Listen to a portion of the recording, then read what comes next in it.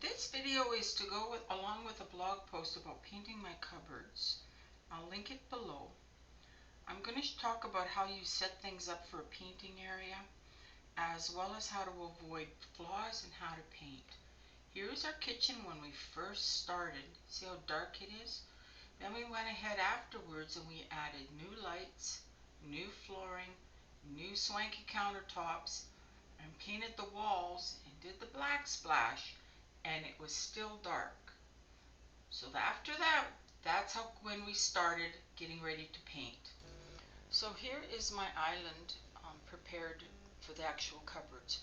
It's covered with plastic as a dust barrier, and along the bottom there where I'm going to paint, I've taped down just some brown paper to save the flooring. I've already taken the cupboard doors off, and I will show you where I took them downstairs. So here's my paint setup that I've used for all these cupboards. Over here is a side table. I just covered it with paper and plastic. And my actual painting table, what I've done with that is I put some plastic on the floor. I use just some sawhorses. Okay. Piece of plywood. And then I covered it with a Dollar Tree plastic sheet. Okay. And then at this end, this is where every piece has been painted. And I did them one at a time, except for the big one. Okay. What I did was I did them one at a time with my sandpaper and my gloves and my paint and my little spot with the 2 Jenga blocks on them. I have all the rest of my Jenga blocks here. Much cheaper than buying paint stands, okay? So other than that, what I have is then over here for the other ones, this is what I did. We had odds and ends of boxes, wood boxes, and I just used them over here on a plastic sheet to give a space for them to dry. Here's an overview of all the steps you take to refinish your cupboards.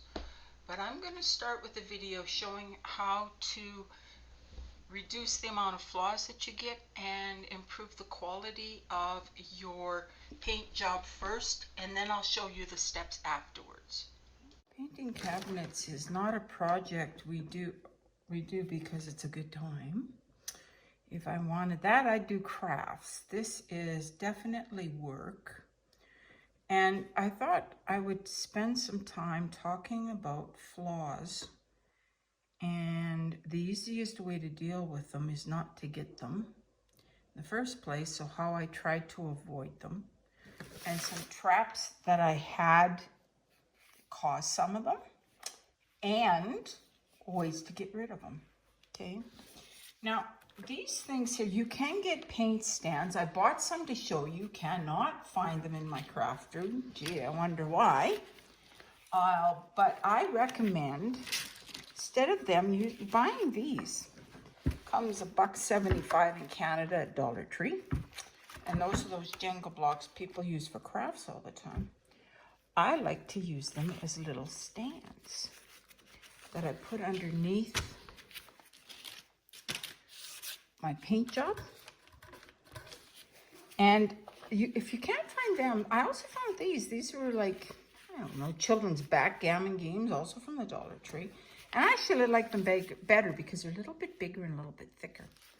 The reason I use them is whenever I paint edges, I tend to have drips that show up along the underside here. And by lifting my project up a little bit, I don't get those because the fluid paint doesn't pour under there. So that's my first little tip.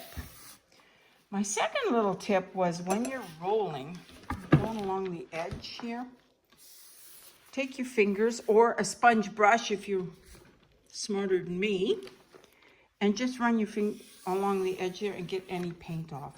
That'll be the second way to get rid of those drips. Avoid those strips. The third thing I showed you the third thing is when you're painting in these corners, use a small brush and remove out watch for pooling as it dries and get rid of it even as they're drying. When you're working on the next one, take a peekaboo at them, and if you find them, get rid of them. Just put your brush in and get that paint out of there. Okay.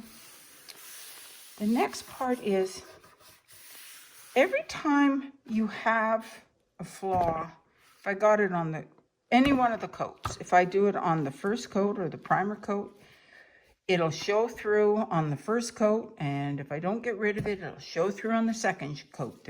They don't cover, unfortunately.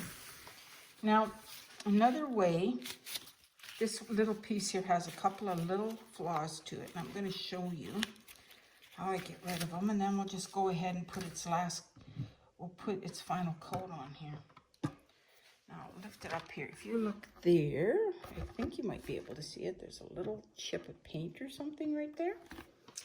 And then there's one here in this corner. Oh, came off. Okay. And there's a little bit of something in here. Now, the way those happen is, as you notice, here's my little pad to keep it up working. Keep this area clean as you can. Doesn't have to be perfect because, again, your work's elevated.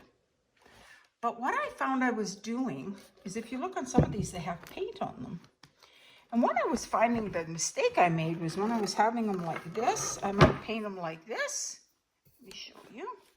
So this is sticking out. It might get a little paint on it. And then the next one would come along, and I would put it back on top like that. And that wet paint would go on the back side of my job. So, best way to avoid that is to put it in the middle, so it's not near the edges, so it's covered, and when you're painting, it doesn't hit. Second tactic is, if you do get it wet, just toss it aside, grab a different one. Once they're dry, of course, like these ones, are perfectly okay to use because that isn't going to transfer. Okay, so now let's go ahead and I'll show you. There's not a lot of flaws on these because of all those different steps, right? Now, whenever I'm painting, I always like to keep these. They sell them at Benjamin Moore, where I get the paint. This is for large drips. I always keep these around my house for all sorts of odds and ends. So if you make an error and have a large drips, you can use this to cut them off and then sand it smooth. I don't have a large drip to show you. And then I keep 120 grit, 220 grit sandpaper with me all the time. So with every layer, anytime I'm working, whether I'm painting or not, or letting it dry or whatever, I go ahead and I sand it clean as soon as I spot it. So I'm just going to get ahead. I'm going to use my little 220 here. I'm going to try to pop that off.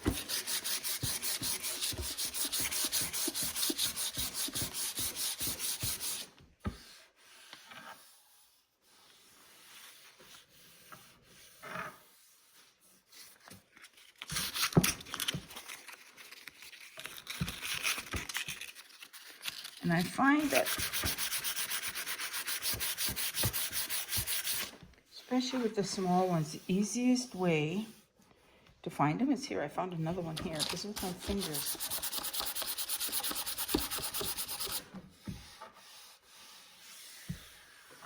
Okay. There's one.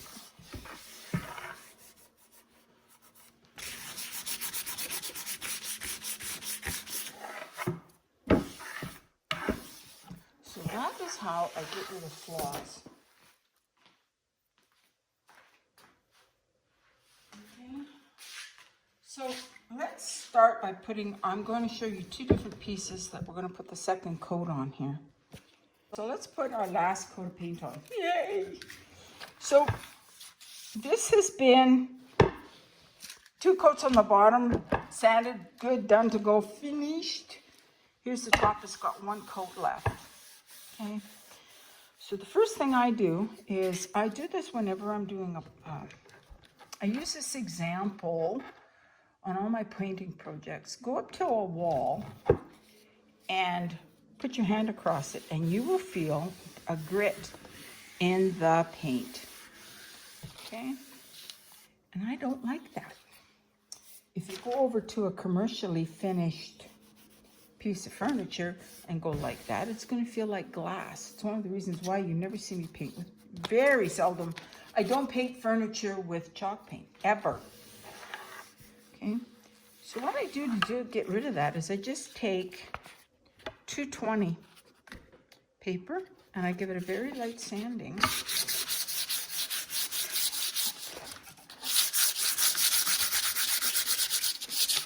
And I'm not using lots of pressure either. Okay, feeling it here.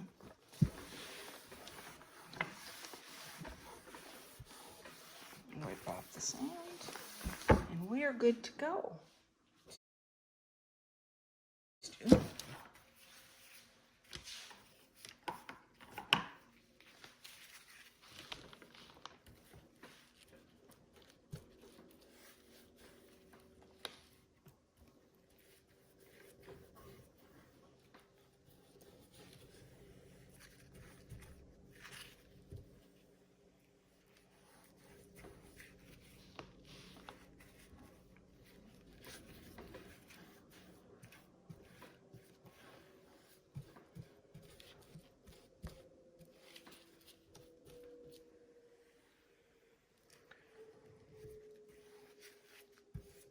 Another place that errors come from, I know from, is attention to detail.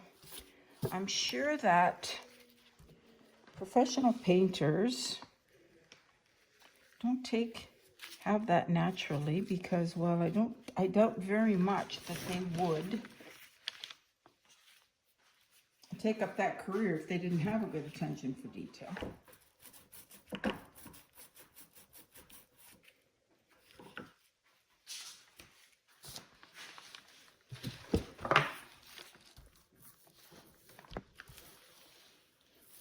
So when I'm painting, I try to remind myself to look at what I'm working on when I'm working on it.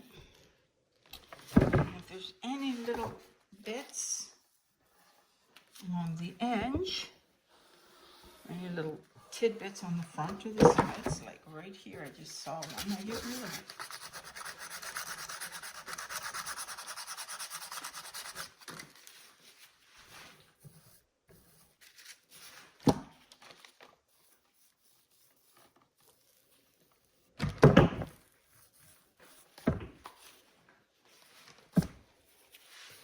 Will that get rid of all flaws? No, because I'm not a pro painter.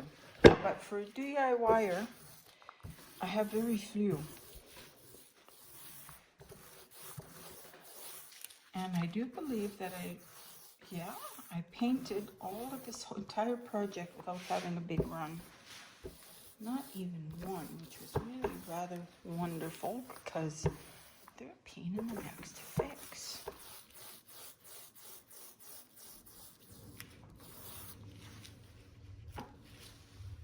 So now with that done, I'm just going in here again. And I'm going through to make sure I have no pooled paint. And that one's done. I'm gonna move the camera over here and we'll start on the really big one. I've already flipped it over and it's good to go, but I have not worked on it at all. I haven't even looked at it. So my first step here is to go around and I'm gonna make sure with my fingers, I look for any kind of flaws.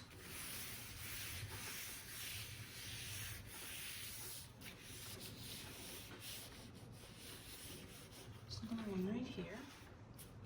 I don't know if you can see it right there. There's just a little paint wreck.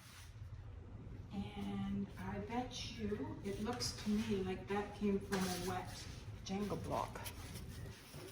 So take that one up.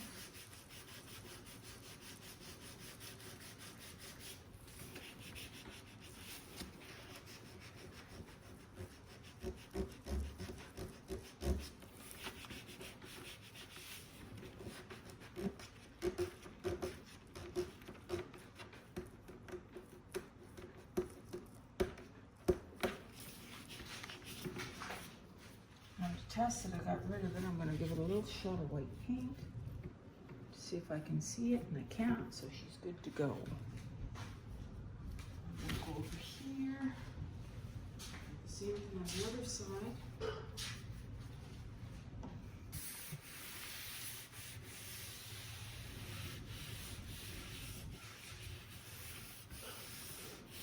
It doesn't seem, there's a little tiny one right here.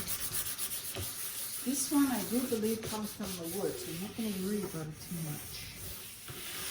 Okay, so now I'm just going to give the whole thing. I like priming with my 220 here.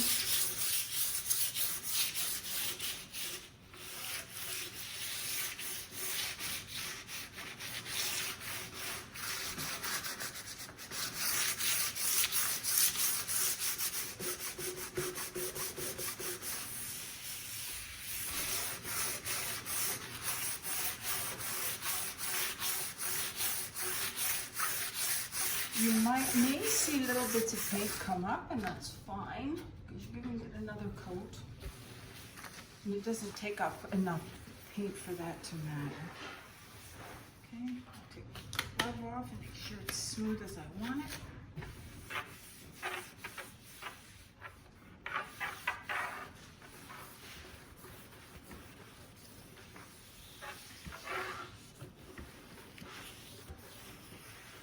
I do not sand. I sand between every coat.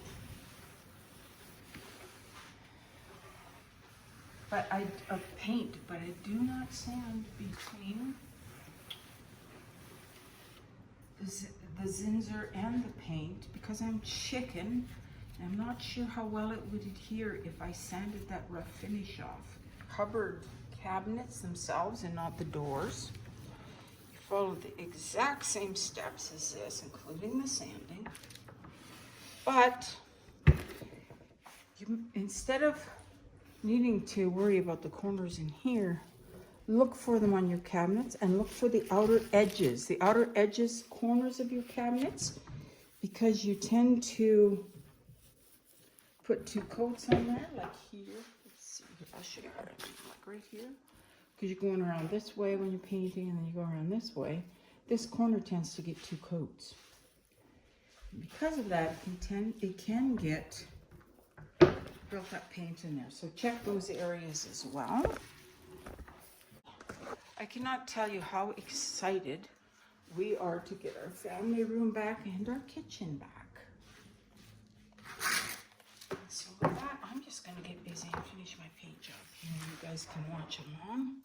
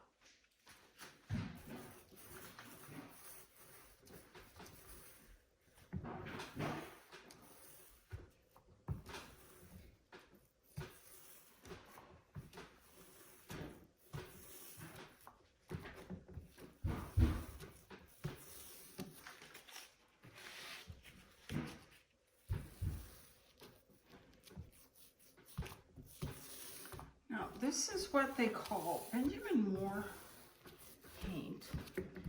what they call self-leveling. And it's pretty good in that if you see here, like I've got little textures from the roller, I find that it never shows. You get a little bit of texture if you allow it to have big marks when you're using a paintbrush. I find small marks, again, because of the wonderful paint, it disappears.